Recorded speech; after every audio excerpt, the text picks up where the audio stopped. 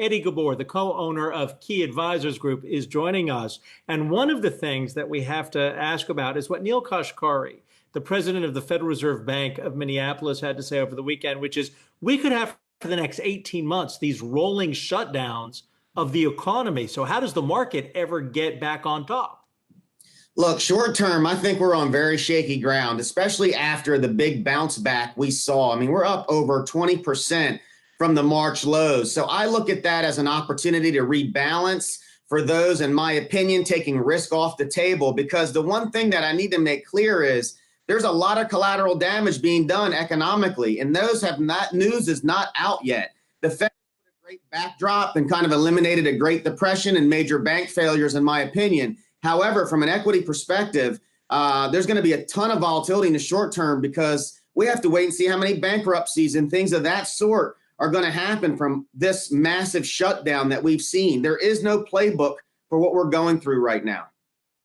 Eddie, it's Julie here. It's good to see you. So as we go into earnings season, which kicks off tomorrow, it's hard to see what companies are going to say, what they're going to be able to say right now about their financial position because everything is so uncertain. So how do you kind of brace yourself or hedge yourself maybe going into earnings?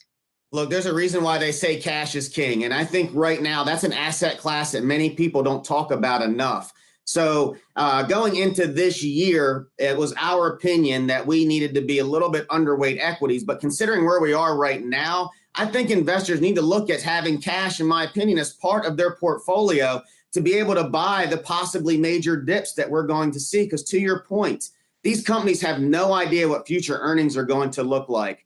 And we don't know because, again, this is uncharted territory right now. And so I don't think the market is pricing in some of the negative things that are going to happen here in the upcoming weeks as we attempt to open up.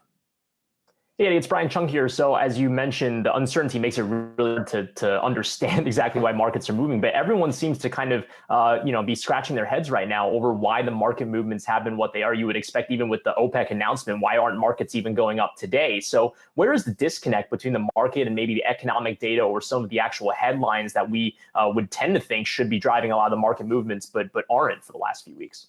Well, one of the reasons why my Twitter handle is Common Sense Bull is I not only look at fundamentals, but I use some common sense approach to this from the standpoint that I think the disconnect is the market's not down enough. When you look at a year-to-date drop of 17 to 20%, depending upon what day we look at, and you factor the economic shock that we are going through right now, that just doesn't add up. So that's why I feel short-term we have more downside than upside. So some of this was probably priced in last week's market rally that we saw, which is why we're not really seeing anything big on the upside with the news in regards to oil. But again, take a step back and look at the shock we're going through. And for us to only be down 17%, it just doesn't add up. Hey investors, Zach Guzman here. Are you interested in learning more about the markets and getting the latest financial news? Well, then click right here to subscribe to our Yahoo Finance YouTube channel.